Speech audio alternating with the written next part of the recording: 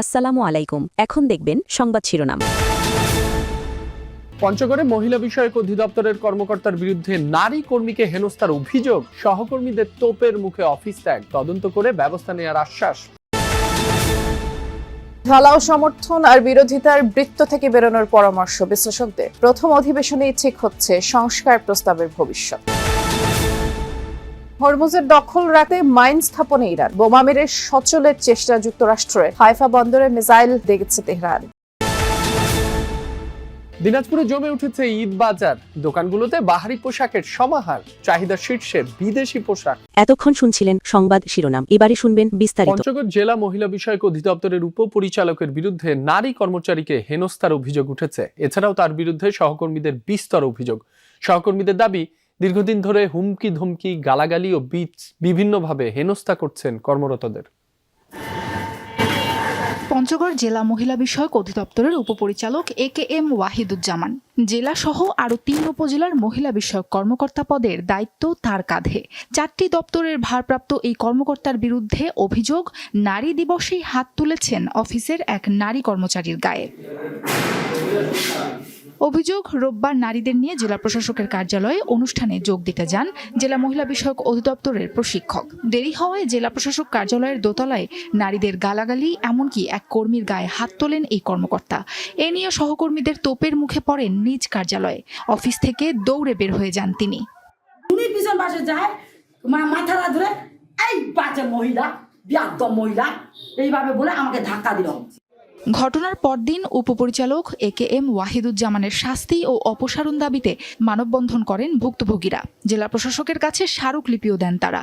মানববন্ধনে অংশ নেন মহিলা বিষয়ক অধিদপ্তরের জেলা কার্যালয়ের স্টাফরাও। সেই ক্ষোভ থেকে কর্মচারীদের সাথে অফিসের হাজিরা খাতা নিয়ে আবারও বাকবিতণ্ডায় জড়ান অভিযুক্ত কর্মকর্তা, এমন অভিযোগও রয়েছে। এর কথাবার্তা চার গালি গালাজ অতিষ্ঠ ভয় দেখায় যে আমার বিপক্ষে গেলে বা আমার সম্পর্কে কোনো বাজে কমেন্ট করলে বাইরে আমি আপনাদের ইয়েতে দিব না, আপনাদের সার্ভিস বুকে সই দিব না, ACR সই দিব না, লাল কালি দিব, কিভাবে পেনশন নেন ওইটাই দেখব। যদি আমার কোনো ভুল টুটি পায়, স্যার আমাকে বেফাস ভাবে গালাগালি করে, বকাবকি করে, আমি সহ্য করতে পারি না। আমি বিচার চাচ্ছি সবার কাছে। আমার সাথে যে নির্যাতন হয়েছে, কোনো নারীর সাথে যেন আর এই ধরনের অন্যায় বিচার যেন না হয়। ঘটনার পর থেকে কার্যালয়ে উপপরিচালক ওয়াহিদুজ্জামান উপস্থিত না থাকায় ব্যাহত হচ্ছে সেবা। এ বিষয়ে জানতে তার মুঠোফোনে একাধিকবার যোগাযোগের চেষ্টা করা হলেও পাওয়া যায়নি। তদন্ত সাপেক্ষে প্রয়োজনীয় ব্যবস্থা নেওয়ার আশ্বাস দিয়েছেন জেলা প্রশাসক।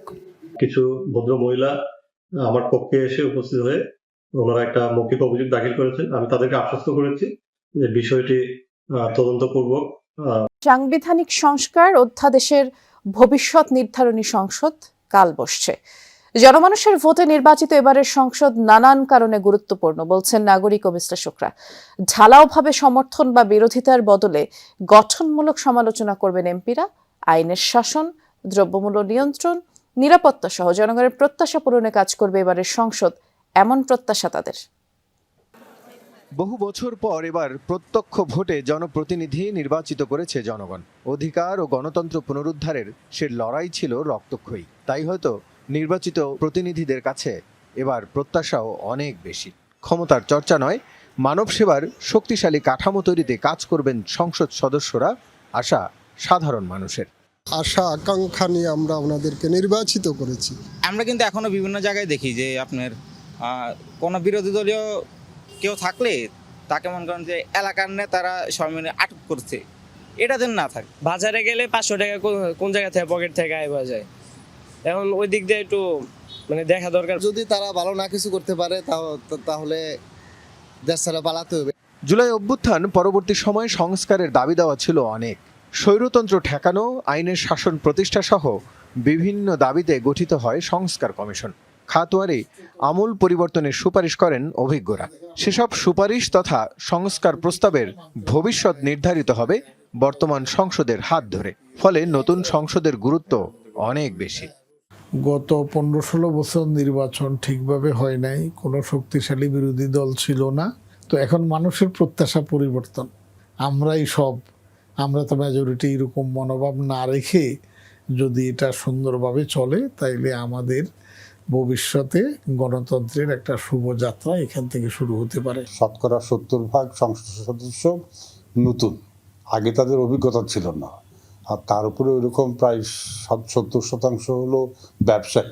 সরকার যা কিছু করে সব কিছু অতি ভালো, অতি ভালো, অতি ভালো, আর বিরোধীরা অতি খারাপ, অতি খারাপ। এর বাইরে কিন্তু কোনো বিশ্লেষণ কেন ভালো কেন খারাপ ওই আলোচনাগুলি হতো না।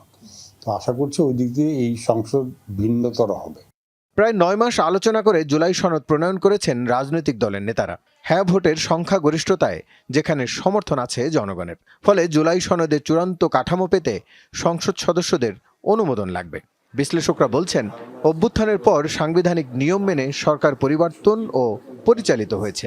তাই সংস্কারের স্থায়ী রূপ দিতে হলে সাংবিধানিক ধারাবাহিকতা অক্ষুণ্ণ রাখতে হবে।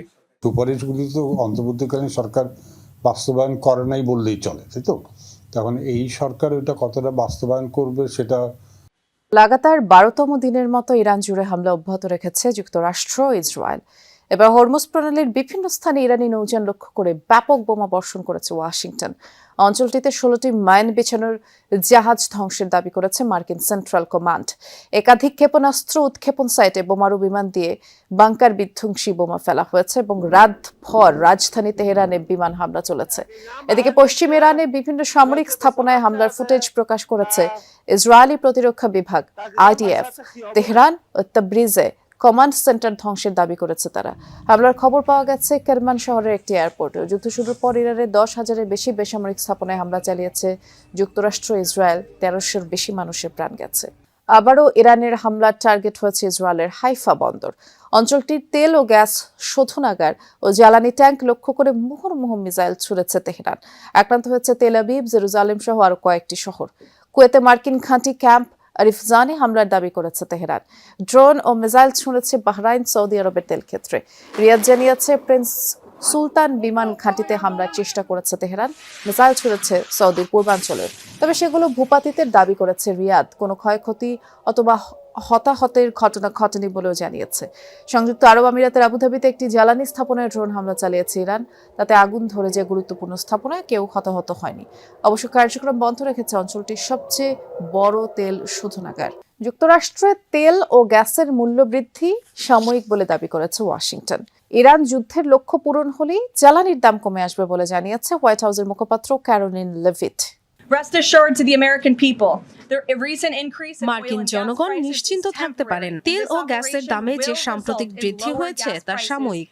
দীর্ঘমেয়াদে এই সামরিক অভিযান গ্যাসের দাম কমাতে সাহায্য করবে।